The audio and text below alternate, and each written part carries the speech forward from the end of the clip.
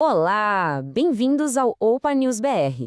Hoje a gente vai mergulhar na última decisão do Supremo Tribunal Federal que negou um recurso do ex-presidente Jair Bolsonaro. Vamos entender o que isso significa, na prática, para o futuro dele. Para ir direto ao ponto, uma decisão unânime e bem recente do STF basicamente tornou a possibilidade de prisão de Jair Bolsonaro algo bem mais real, bem mais próximo de acontecer. E o que está em jogo aqui não é pouca coisa, não. É uma sentença de 27 anos e 3 meses de prisão. Isso tudo por conta da condenação de envolvimento dele numa trama golpista. Agora, vamos entender os detalhes dessa história. Então, tudo isso esquentou de novo lá na primeira turma do Supremo, o STF. Foi no dia 14 de novembro que eles bateram o martelo no julgamento de um recurso que a defesa do Bolsonaro tinha apresentado. E o resultado foi unânime. Todos os ministros rejeitaram o recurso. Esse recurso, para quem não sabe, é o que chamam de embargos de declaração. A ideia da defesa era tentar esclarecer alguns pontos da condenação original, mas não colou. Mas calma, isso não quer dizer que o jogo acabou para a defesa. O ponto crucial agora é a gente entender qual é a próxima cartada deles e por que essa cartada é considerada tão, mas tão difícil de dar certo. Olha só, a defesa já queimou um cartucho que foram esses embargos de declaração, para tentar só esclarecer a decisão, certo? Agora, a próxima tentativa, muito provavelmente, são os embargos infringentes. E aí o objetivo é outro, é bem mais direto, anular a condenação de vez. Tá, mas aí vem a grande pergunta. Por que todo mundo diz que esse próximo recurso é quase impossível de passar? Bom, a resposta está nos critérios bem específicos, umas regras não escritas que o próprio tribunal foi criando com o tempo.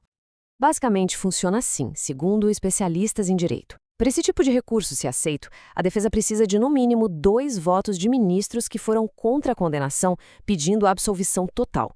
E não adianta o voto discordar só de um detalhe do processo ou do tamanho da pena. Tem que ser sobre o mérito, sobre o crime em si. Qualquer outra coisa pode ser vista como uma tentativa de só atrasar o processo. E esse gráfico aqui mostra o tamanho do problema para a defesa. É bem claro, né? Eram necessários 2 votos a favor da absolvição para ter alguma chance. Só que no julgamento original do Bolsonaro só teve um voto nesse sentido, que foi o do ministro Luiz Fux. Faltou um. E o que o relator do caso, o ministro Alexandre de Moraes, disse sobre aquele primeiro recurso que foi negado? Ele foi direto ao ponto. Falou que era mero inconformismo com o desfecho do julgamento, ou seja, que a defesa estava simplesmente reclamando porque perdeu. E os outros ministros, claro, concordaram com ele. Olha, a gente está entrando nos detalhes jurídicos bem específicos aqui. Se esse tipo de análise mais a fundo está ajudando a clarear as coisas, que tal dar uma força para o nosso trabalho? É só se inscrever no canal Opa News BR lá no YouTube, ajuda muito a gente a continuar. Ok, então vamos seguir em frente. Com as opções de recurso praticamente se esgotando, qual é o passo a passo exato que pode levar de fato ao cumprimento da pena? A palavra-chave aqui, o termo que todo mundo precisa entender é trânsito em julgado. É um nome complicado, mas a ideia é simples. É quando o processo acaba de vez. A condenação vira definitiva e não cabe mais nenhum tipo de recurso. Fim de papo. Então a sequência final é bem direta.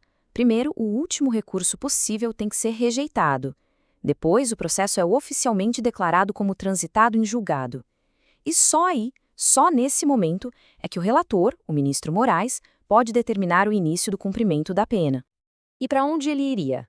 Bem, segundo o que tem saído na imprensa, o lugar mais provável para Bolsonaro cumprir a pena seria uma cela na sede da Polícia Federal em Brasília, uma cela que, aliás, foi reformada há pouco tempo.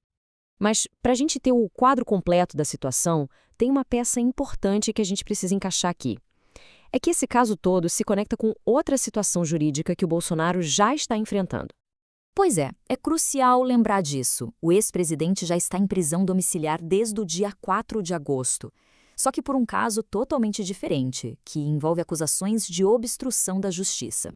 E nessa prisão domiciliar atual, ele já tem uma série de regras para seguir. Tem que usar tornozeleira eletrônica, não pode circular livremente por aí e está com acesso às redes sociais bloqueado. Tudo isso porque ele teria descumprido outras medidas cautelares anteriormente. E ainda tem uma última variável nessa equação.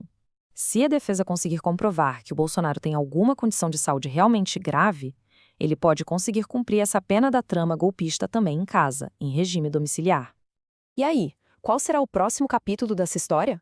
Com o cerco jurídico se fechando e a temperatura política lá em cima, as próximas semanas vão ser, sem dúvida, decisivas. A gente aqui traçou um mapa do que pode acontecer, mas o destino final, bom, esse ainda está sendo escrito.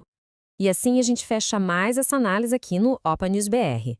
Para não perder os próximos capítulos e continuar por dentro do que acontece no país, não esquece de se inscrever no nosso canal no YouTube. Muito obrigado por acompanhar a gente até aqui